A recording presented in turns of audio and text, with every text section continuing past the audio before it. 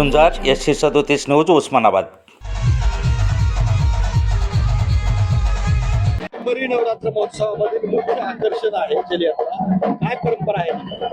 श्री तुळजाभवानी मातेची शाकंभर नवरात्र महोत्सवातील जलयात्रा महोत्सव जो आज निघालेला आहे, तो जलयात्रा महोत्सवाचं महत्त्व असं आहे की ज्या वेळेस पृथ्वी तलावर दुष्काळ पडला होता त्यावेळेस सर्व देवाचे जे वेद धारण केले होते त्या वेदाचा आज करून शाकंभरी माता प्रगट झालेली आहे। शाकंभरी मातेचं महत्व म्हणजे असं आहे की ज्या वेळेस कृतयुगात कुंकुराच्या दैत्याचा वध करण्यात आला त्यावेळेस आई भवानीनं तुळा भवानी मातेनं देवी शताक्षी देवीचं रूप घेऊन देवीनं तुळा भवानी मातेनं ही सृष्टी हरिभरी केली होती। त्यामुळे शाकंभरी नवरात्र महोत्सव केला जातो आणि ती शाकंभरी नवरात्र महोत्सवाची जलयात्रा उत्सव जो निघतो तो पापनाथ तीर्थ म्हणजे साक्षात इंद्रदेवाला जो शाप लागलेला होता त्या शापापासून मुक्त होण्याकरता इंद्रदेवाचा शाप मुक्त करण्यासाठी इंद्रवरदायिनीनं म्हणजे साक्षात आई भवानीनं तिथं वरदान दिलं आणि इंद्राचं पाप मुक्त केलं, म्हणून पापनाथ तीर्थातून हे जलयात्रा उत्सव निघाला जातो।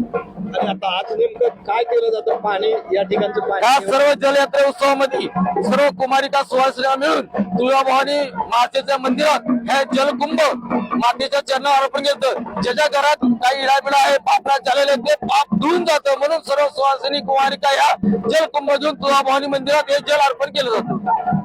आम्ही देतो नाही तुळजाभवानीच्या पुण्य पावन नगरीमध्ये शाकंभरी नवरात्र महोत्सव आणि त्यातल्या जलयात्रा ही श्री तुळजाभवानी प्रक्षाळी मंडळ यांच्यातर्फे साजरी केली जाते। महंत तुकोजीबुवा महंत वाकोजीबुवा यांच्या आशीर्वादाने व त्यांच्या मार्गदर्शनाखाली आम्ही यावेळेस सुहासिनी महिलांना 21 सुहासिनी महिलांना साडी वाटप, कलश वाटप आणि अन्नदान महाप्रसादाचं आयोजन केलेलं आहे। कमीत कमी 15,000 लोकांना महाप्रसादाचं आयोजन केलेलं आहे। तरी मला एवढीच माझी विनंती आहे, 9 वर्षाच्या व शारदीय नवरात्र महोत्सवाच्या तुळजाभवानी प्रक्षाळी मंडळातर्फे सर्व भाविकांना व भक्तांना खूप खूप शुभेच्छा। जय हिंद, जय महाराष्ट्र।